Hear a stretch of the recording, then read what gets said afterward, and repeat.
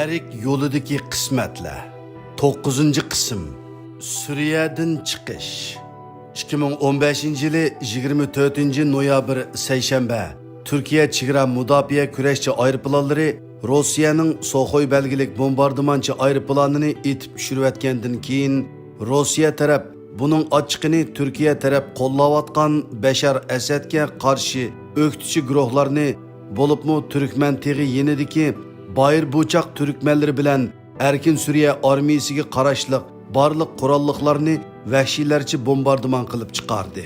Shu qatorda Turkiston Islom partiyasining kontrolligida turayotgan muhim tayanch punktlarga uda havo hujumi qo'zg'adi. Sabdoshlarim bilan birga menmu yana bir qitim tayanch punktlarimizni qo'g'dash urushiga qaytadan safarbar qilindim. Biz bu qitim O'rislarning havo armiya hujumi va Asadning quruqliq hujumlariga qattiq qarshilik ko'rsatib, 2016-yili 4-oygacha ularning 69 qitimliq birlashma hujumlarini bichit qildik.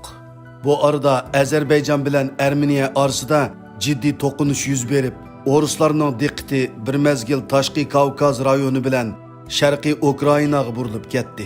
Biz bu fursatda buzg'unchilikqa uchirgan punktlarimizni qaytadan asliga keltirib, yaralarimizni davolab saqaytib oldik. Undan boshqa sabdoshlarimiz 2016-yili aprel va mayda Halab, Tilays va Xon tumanda hujum qo'zg'ab, Asad qismlarini eg'ir chiqimga uchratdik. Natijada ular yana bir qitim Rossiyadan havo hujumi talab qildi. 6-oyning o'ttirdan boshlab O'rislar qaytadan havo hujumlarini kuchaytirib, quruqliq qismlari Jisr al-Shug'urning sharqiga qistab keldi. Shundoq turibmi, biz cheklik harbiy kuchimizni ishga solib, ularning urinishlarini takror mag'lub qildik. Inovati tushib ketishdan qo'rqqan O'rislar 2016-yili 7-iyun Istanbuldagi saqchilarga qartilgan 11 odam o'lib, 36 odam yaralangan portlash voqeasi va 2016-yili 15-iyuldagi harbiy siyosiy o'zgarishdan foydalanib Türkiye bilan birdilla yarışıp elib, biz tizginlab turgan joylarni Türkiye'nin ta'sir doirasiga ayirib berdi. Türkiye mu shu yili 24-avgust Fırat qalqini nomida harbiy harakat qo'zg'ab, Suriyaning shimoliga askar chiqardi. Shundala biz O'rislarning bizni to'liq yig'ishtirib etishidan nisbatan aman qoldik va bir mezgil orom elish fursatiga erishdik. Biroq 19-dekabr Rossiya bosh elchisi Anqarada Türk saqchi qo'lida etib etilgandan keyin bizmo har ehtimolga qarshi O'rislarning ochiqini bizdan chiqarish ehtimoliga qarta darhol jiddiy holatga o'tdik. Undan Xitoy 2016-yili sentyabrda Hangzhouda ochilmoqchi bo'lgan 20 davlat boshliqlari yig'inidan burun Turkiyada turishliq Abduqodir Yapchanni terrorlik bilan qaralab, arz qilib, turmaga solitib o'tgan edi. Rossiya bosh elchisi etib tashlanib, 3 kundan keyin İstanbuldagi Maarif va hamkorlik jamiyatining qurg'uvchisi Abdulakimxon Mahsum hojimning vafot bo'lganini angladik. Bu ishlar hammasi bizni sagak bo'lishga undaydi. Baxtga yarasha bu qitimmo Erdo'g'an bilan Putin bevosita o'tirg'i chiqib, 29-dekabr Suriyada urush to'xtatishni o'rtaq qaror qilishdi. Şunun bilan biz birdilla Rossiya va Turkiyaning xohishi bo'yicha harakat qiladigan holatga qarab yuzlanishga boshladik. Ahvolimiz bayni Manas daryosi bo'yidagi ajdodlarimizdek bo'lib qilish oldida turadi. Chunki bu urush to'xtatish kelishimida Rossiya bizga hujum qilishni davom qiladigan yo'chiqlar bor bo'lgandan sirt, Turkiyaning gapini anglamay, irodasiga qarshi harakat ilib borsak, birdan bir qo'llovchi bo'lgan davlatning dushmaniga aylanib qilish xavfi tug'iladi. Bu ahvolimiz bayni 1945-yili oktyabrda oldida Xitoylar, keynida Sovet ittifoqi armiyasi orasida qolgan sobiq milliy armiyaning taqdiriga o'xshaydi. Biz mush tariqada burunqidek dahshatli urush qilish bilan emas, balki bu yerda o'ynalayotgan o'yinda qurbonlik bo'lib qolmaslik uchun sagaklik bilan vaziyatni kuzatishga boshladik. Gerçi qaytib ketishga bel bog'lagan bo'lsam-mu, biroq Fırat qalqini harakatida asirga tushgan Uyg'urlarning Turkiyada turmaga qamab qo'yilganligini anglab, bir mezgil qaytmay vaziyatni kuzatib beqishni qaror qildim. Chunki mening bu yerda o'lib ketkim yo'q edi. Shundaqla Turkiyada turmaga solinib yotqinmi yo'q edi. Faqatla mavjudligimni saqlab, Xitoydan hisob oladigan oxirgi jangga sog'-salomat ulashqim bor edi. Şehit bo'lib, etilib o'lsammi yoki yetib o'lsammi, o'zimning ona vatanida o'lgim bor edi. Shundala ruhim orom tepib, ko'zim orqada qolmaydi. Biroq keyingi ahvollar bizga borgan sari foydasiz vaziyatga qarab taraqqiy qilishga boshladi. 2017-yili kirishi bilanla vatanimizda 2014-yildagi atalmış qattiq zarba berish degan aq terrorlikdan necha ming hasib kuchlik bo'lgan davlat terrorligi boshlanib ketdi. Xuddi oldin yozilgan filmning ssenariysiga o'xshashla. Bu qitimmo Xitoy bizning Suriyadagi mavjudligimizdan yana foydalanib ketdi. 2017-yili 1-mart, ya'ni atalmış Kunming voqeasining 3 yillik xotira kunida o'zini Uyg'ur deb olgan bir necha niqobliq Daesh qurolliqlarining Xitoycha tahdid nutq so'zlab, Xitoyda Changjang daryosidek qon oqizib, Uyg'ur musulmonlari uchun intiqom olamiz deb jar solgan videosi tarqaldi. Atsila Xitoy buni ko'ptirib va kengri tashviq qilib, Birlashgan Davlatlar Tashkiloti yig'inida o'zining Daesh va ba'zi tashkiloti tarafidan og'ir tahdidga uchraydiganligini pash qildi. 10-mart Xi Jinping atalmış Şinjangda 5800 kilometrlik odam sepili barpo qilib, atalmış bölgünçi ve terrorchi kuchlarning Sharqiy Turkistonga hujum qilib kirishidan qo'g'dinish kerak deb nutq so'zladi. 11-mart İsrailiya istixboroti Mossad Uyg'urlar haqida bir dokulat e'lon qilib, 10 minglagan Uyg'urlar Suriyada urushmoqda deb bildirlab, Xitoyga to'liq moslashib berdi. Qiziq yeri, Xitoyning Suriyada turishliq bosh elchisi 2017-yili 7-may Reuters agentligining ziyoratini qabul qilganda bu davlatdagi 5000 dan ortiq Uyg'urning har xil qurolliq guruhlar tarafda urush qilayotganligini aytgan. Turkiyadagi va boshqa davlatlardagi Uyg'urlar bu siyosiy suiqasdning oldi-keynini farq etib bo'lguncha Xitoy 28-mart hapila-shapila atalmış terrorlikqa ve diniy asabiylik qarshi turish qonuni ma'qullab 2017-yili 1-apreldan boshlab taki yil oxirigacha Uyg'ur xalqining barliq g'olliq shaxslarini tutqun qildi. 2018-yildan boshlab sohalar va kasblarga ayirib tutqun qilgan bo'lsa, 2019-yildan boshlab millat sifatida tutqun qilib 9 milyondek xalqimizni jazo lagerlariga solib elib, 3 milyondek ma'sum xalqimizni Xitoyning har qaysi joylaridagi turmalarga ilib ketib, ko'zdan yo'qotdi. Yuqorqi jiddiy o'zgarishlar menga qattiq ta'sir qildi.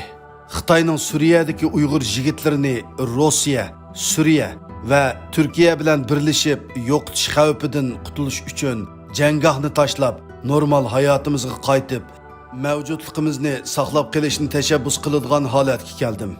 Men oldi bilan shu yerdagi Uyg'ur atamanlar va qo'mondonlar bilan ko'rishib, ahvolni ularga aytdim. Biroq ular dastlabda men qo'pol tegdi va meni qo'rqinchoq deb haqoratladi. Yana bir qism g'olliq askarlar meni diniy jihatdan kamsitib, og'ir dashnom berdi. Shundaqdimi voz kechmay, askarlar orasida ozroq bo'lsa-mu kallasi ishlaydigan va o'z xalqiga sodiq bo'lgan yigitlarga so'zlab yurib, ulardan yüzdek odamni qaytib chiqishga qoyil qildim.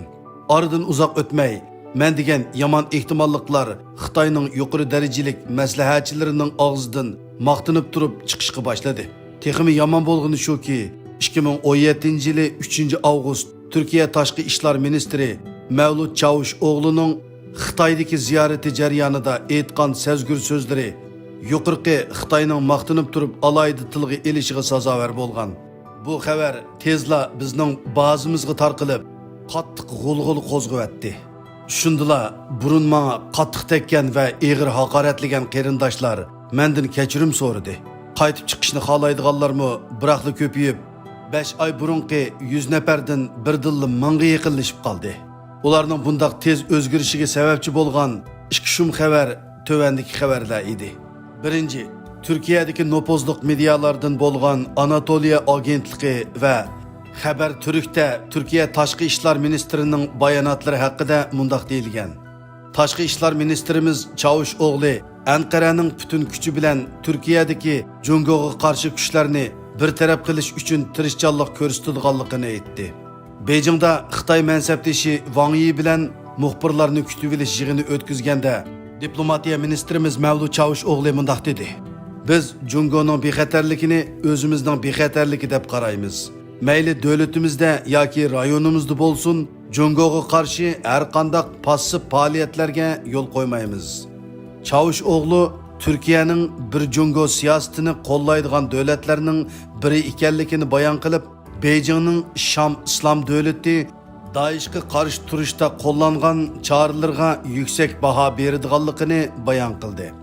Çavuşoğlu'nun Beijing aloqasi davom qilayotganda Reuters agentligi Türkiye'nin Uyghur Türklerining bölgünçi tashkiloti bo'lgan Sharqiy Turkiston islom harakatini terrorlik tashkiloti deb e'tirof qilishini qaror qilganligini bayon qildi.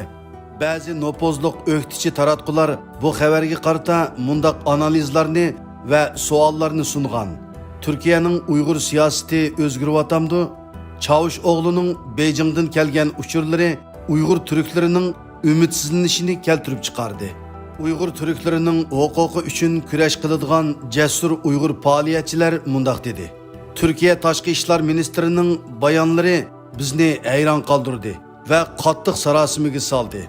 Jungoning maqsadi iqtisodiy besim orqali Uyg'urlarning siyosiy huquqini cheklash.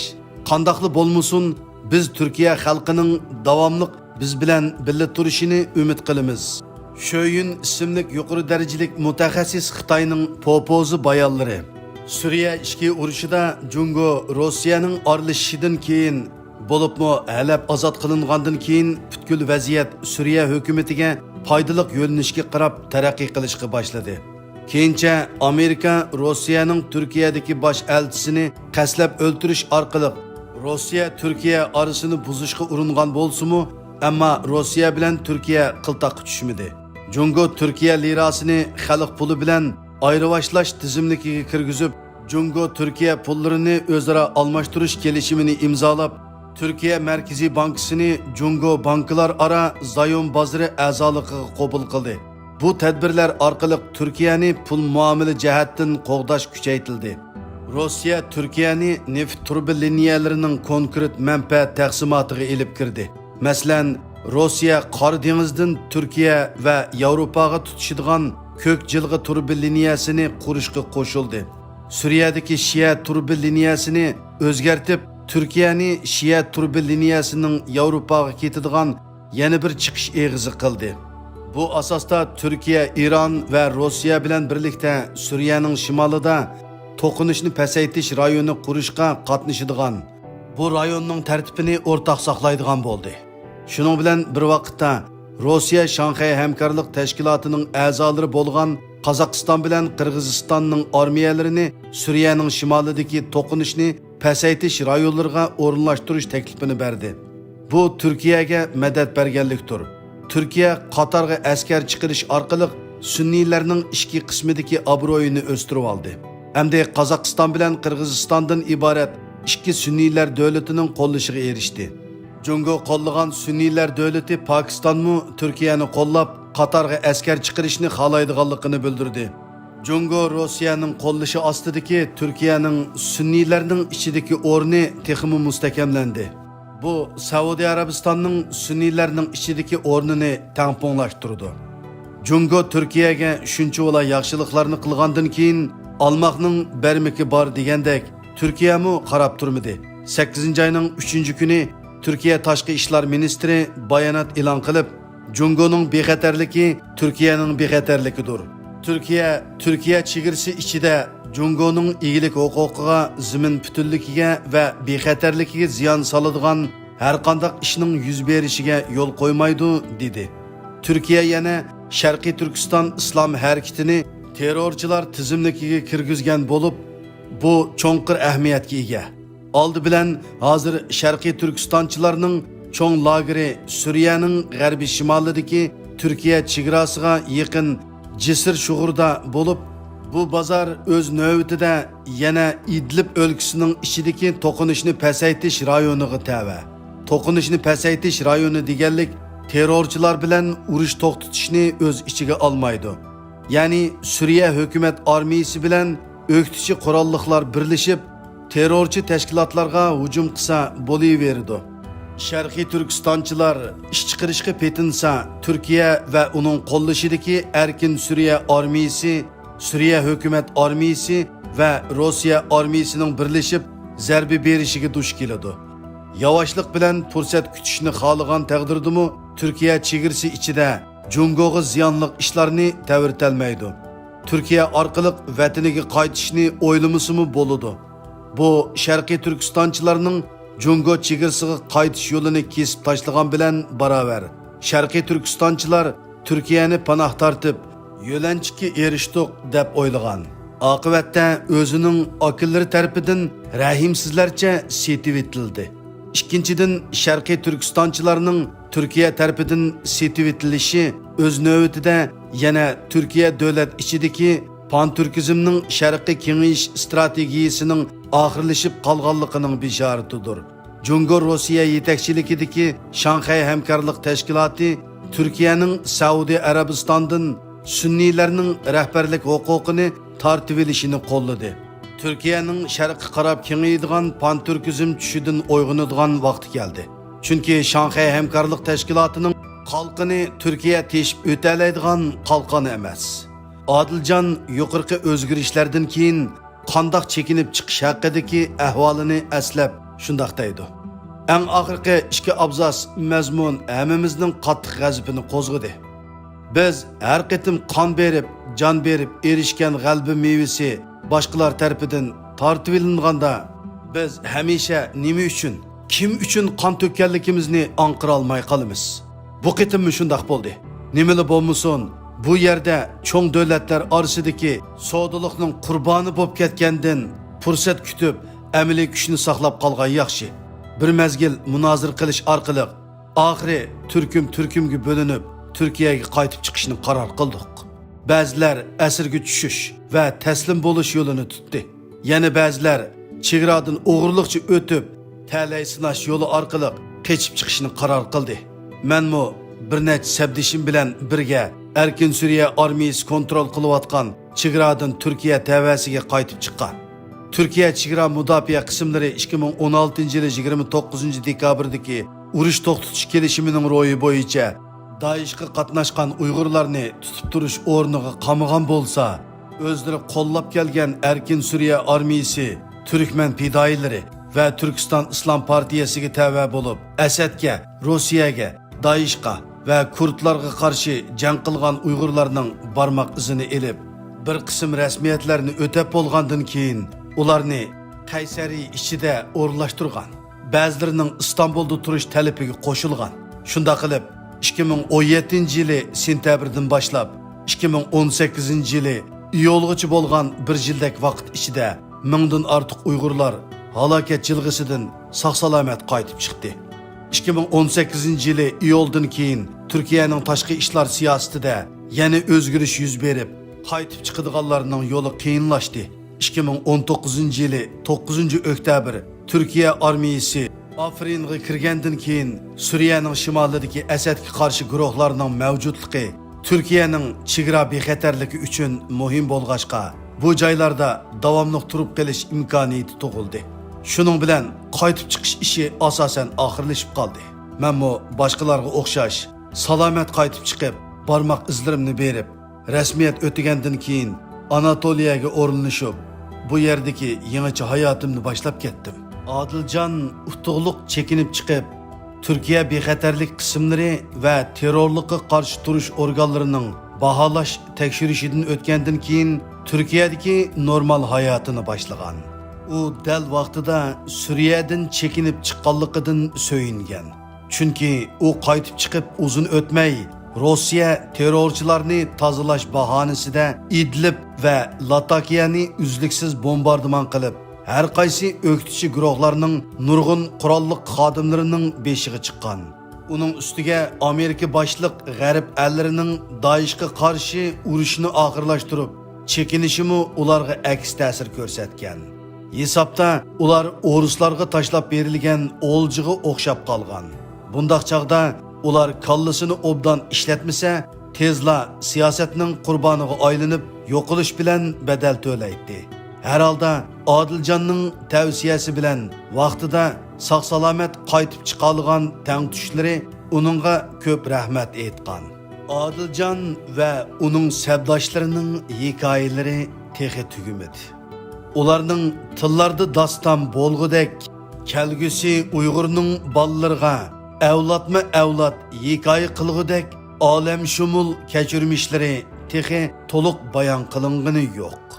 O'zlari bilan yurakni titratgudek ajoyib sarguzashtlarni, odam ishongusiz rivoyat xarakterlik voqealarni, o'chmas muhabbat va qisos o'tini billa elib yurgan bu azimatlar vatan uchun jeni bilan kurash qiladigan haqiqiy minutlarni kutib yashamoqda.